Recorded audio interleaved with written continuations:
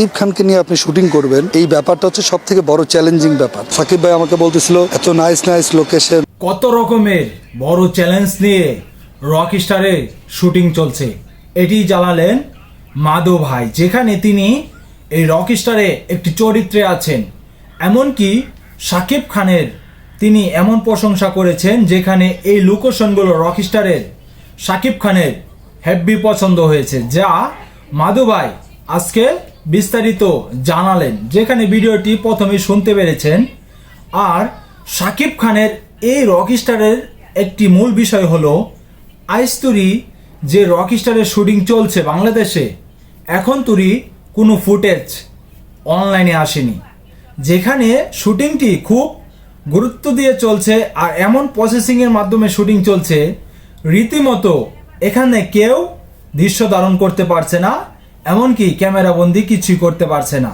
তাহলে এই একটি দিক হলো সাকিব খানের আসন্ন যেগুলো সিনেমা গিয়েছে, প্রিন্স এমনকি তুফান, যে শুটিংই হয়েছে সেখান থেকেই ভিডিও পাইরেসি অনলাইনে হয়েছে, বা যখন শুটিং চলেছে শুটিং দৃশ্য পাইরেসি হয়েছে। ঠিক ভারতেও যখন শুটিং হয়েছিল এরকমই ভিডিও ফুটেজ ভাইরাল হয়েছে, কিন্তু রকস্টারের বেলায় তা ব্যতিক্রম দেখালেন। কারণ যেখানে আজ পর্যন্ত বাংলাদেশে শুটিং চলছে, এখন থেকে একটি ফুটেজও অনলাইনে আসতে পারেনি। তাহলে তারা কি কঠোরভাবে ভিতরে শুটিংটি করছে একটিবার চিন্তা করে দেখুন গাইস। এখানে মূল বিষয় হলো সাকিব খানের রকস্টারের শুটিং প্রায় শেষের পথে, যেখানে এখন পর্যন্ত সিনেমাটির এই শুটিং দৃশ্য তারা গোপন রাখতে পেরেছে।